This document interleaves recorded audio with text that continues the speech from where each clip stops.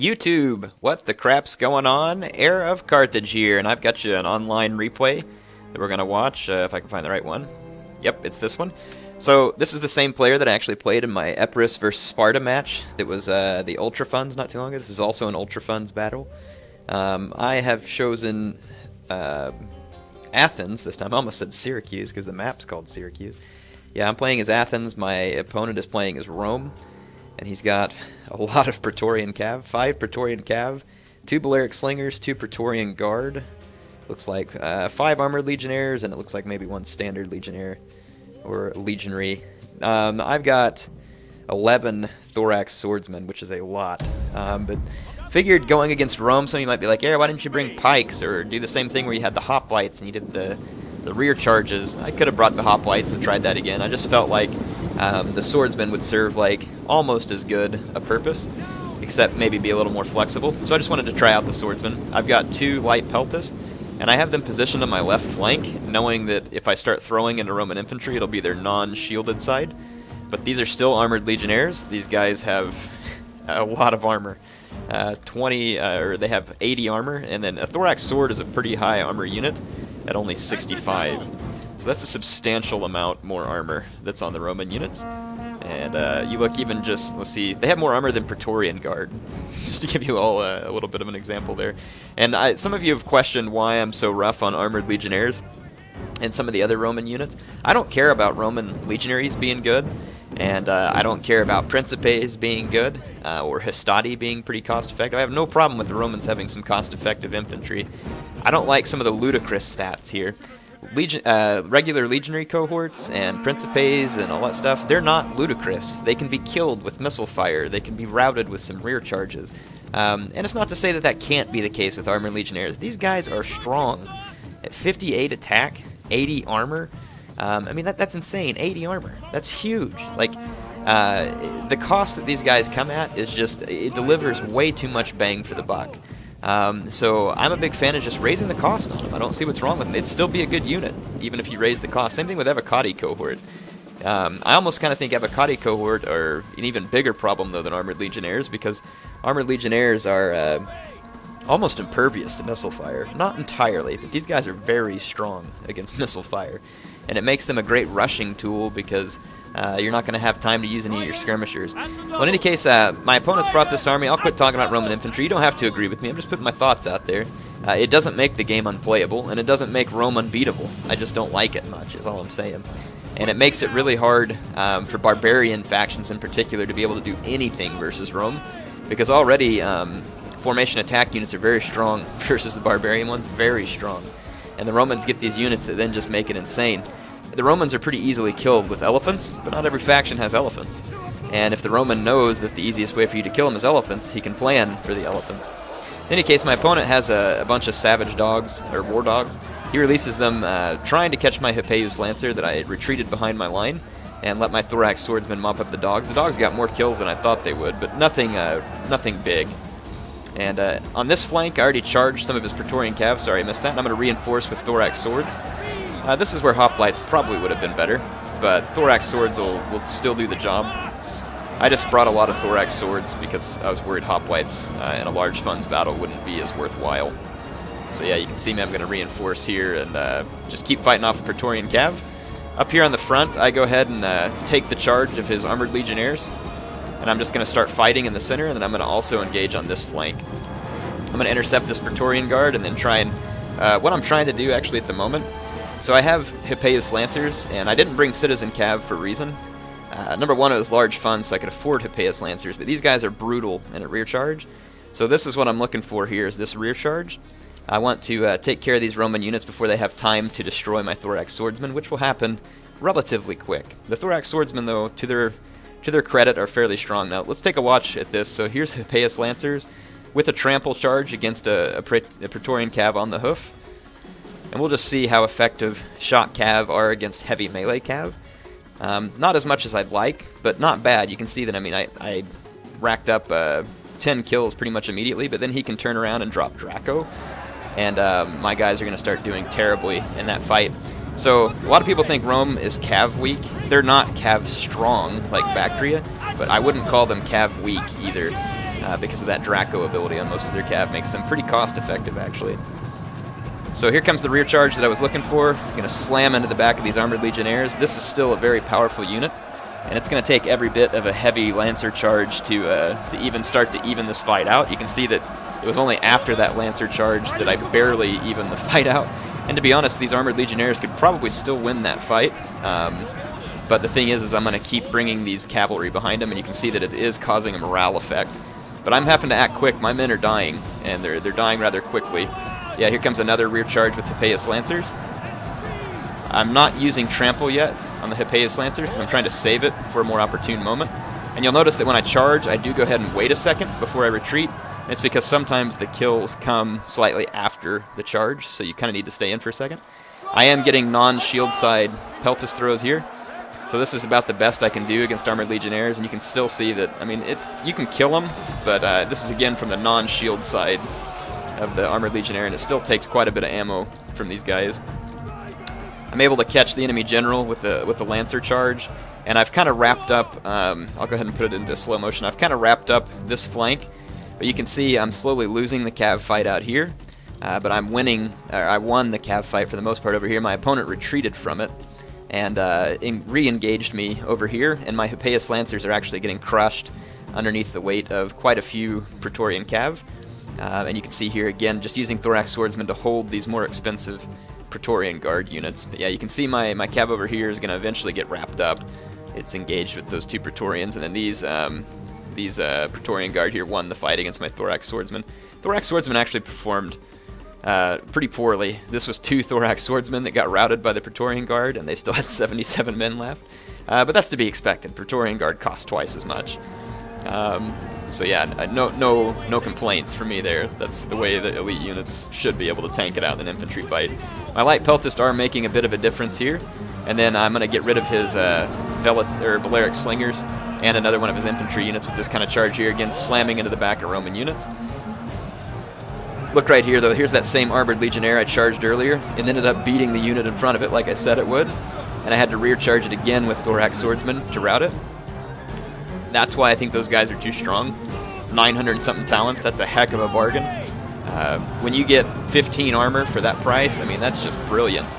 There's no way that you can beat that kind of bargain. Again, not unbeatable, as you're seeing me destroy some of them here. Just, it takes some pretty drastic action to kill them. And again, here I'm able to use my Hippeus Lancers to rear charge these Armored Legionnaires. And they do hang on for just a few moments, but they'll rout under the continued pressure. But still pretty strong. Check that out. Actually started making one of my Lancers. Look at that, they stabilized. You all starting to see what I'm saying here? I mean, this is strong. These guys have a bigger base morale than most units at this price range, and huge armor. So this is why I have a bit of a problem with them. Again, I want Roman infantry to be strong. It's their power. I don't want to take it away from them. I'm just saying that it needs to be healed in just a little bit. And so be like, well, the Bactrian Cav is still over. I agree. Bactrian Noble Horse is still overpriced too. I'm not saying that that should stay either. I'd like to see a little more faction balance. I do believe that Rome's main strength should be cost-effective infantry. So again, I have no problem with that. I just think that the Legionaries and some of the other units already provide that. So I'd like to see some of the specialty Roman units go up in price, not their infantry in general. Again, Principes, Legionary cohorts, perfectly fine with those guys costing what they do. Same thing with Eagle cohorts. It's because their attack and armor isn't insane. It's the ones with the insane attack and armor that just doesn't make sense. It's like same Romans, slightly different armor, same weapon, and for some reason they're twice as devastating. Again, look at this though. Put a crushing blow on that Praetorian Guard from behind with a trample charge. And it did kind of do the trick, but I have to leave my Lancers engaged and do another charge with another unit. And this is an elite unit. I don't mind seeing elite units behave this way. He paid a lot of money for this unit, so I do expect it to be hard to break. So again, no problem with this because these guys cost 1,300 talents. They're an expensive cav unit. And I was able to rout them. So here he's got one more Praetorian Guard, and he's also got his Praetorian Cav that keeps cyclo charging into my Thorax Swords, which is a good move for him. All I can really do is put my Thorax Swords into a shield wall and try and stave off his charge. There's really no hope that my Thorax Swordsmen are going to quickly kill a heavy Cav like Praetorian Cav. It's going to take time. And again, my opponent has 3 units of them left. One of them, though, is pretty badly damaged, down to 17 men. He's got 21 men and 21 there. This is my main worry, though. He's got Praetorian Guard left, and all I have is these Thorax Swords to hold them. I really should have retreated from this engagement for just a moment. My general is in a Thorax Hoplite, so this unit is better to try and take out his cav. That's why I made this charge. I wanted to get his cav with my Hoplites, and then take out his infantry with a rear charge from my cav. So that's why I only engaged one Hippeus Lancer here, but he managed to try and come through to my other one. But by trying to come through to the other one, it ended up making him lose more cav. And then he tried to extricate his Praetorian cav here, and trying to pull Praetorian cav out of Hoplites is going to get them killed, and that's what happened right there.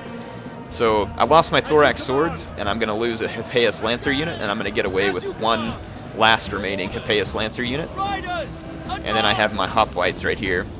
So this is kind of a key moment in the battle. You'll notice that my opponent turns around to charge me suddenly, and I get into a Hoplite wall at the very last second. And this is because I need to fix these Praetorian Guard for rear charge. This is still going to be a tricky win.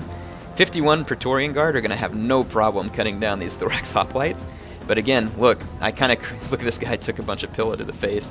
So I stop, I blunt the charge, the Praetorian Guard, which isn't their strong suit anyway. And I'm just going to immediately follow it up with a Hippeus Lancer charge. Get as strong a charge as I can. So here it comes, and we'll see how devastating this charge is. This is exactly what shock cav are made for right here. Rear charges against infantry, or charges against unbraced infantry. That's their specialty. They're really not good anti-cav units. They're best suited to killing infantry who's unbraced or by charging from the rear. Can they kill cav units? Absolutely. Their charge is good against infantry, and it's good against cav units. I just think that there's a lot of confusion because in past patches, these guys were good against other cavalry. It doesn't mean that if you see a shock cav unit, you shouldn't take it as a threat to your cavalry. It can be in the right situation. I'm just saying that I wouldn't bring shock cavalry with the express purpose of thinking that it's good at taking out enemy cav. That's all I'm trying to get across. So this Praetorian Guard does start wavering. It went down about 20 men from that rear charge, but then they turn around and start killing my Hippeus Lancers, and I'm faced with the conundrum here of do I pull out and risk routing, or do I leave it there because I may not win either. Because my Hoplites were still in wall, so I took my Hoplites out of wall and out of formation attack to try and get them to really engage the Praetorians, who are now trying to follow my cav.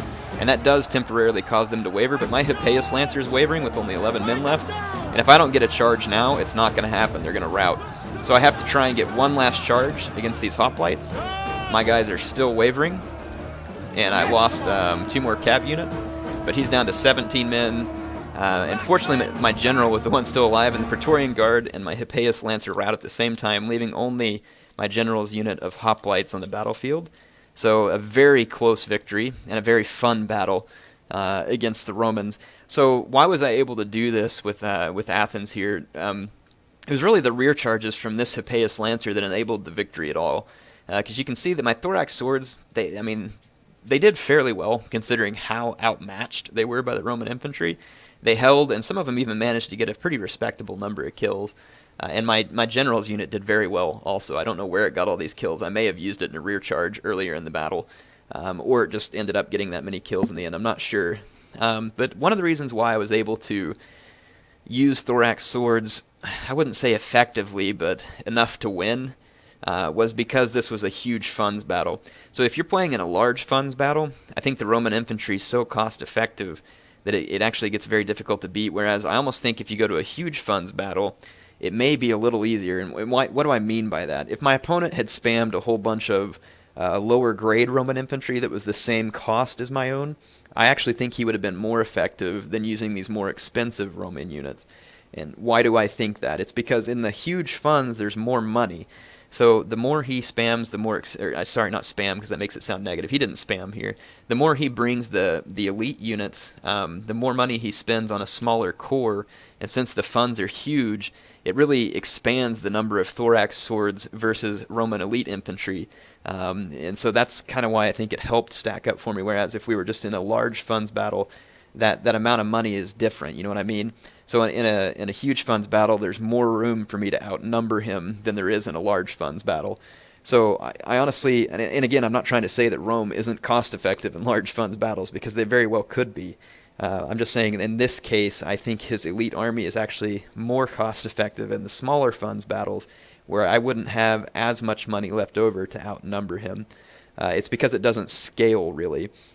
Even though I'm playing in a large funds battle versus huge, the cost of a unit is still 700 talents, if that makes sense.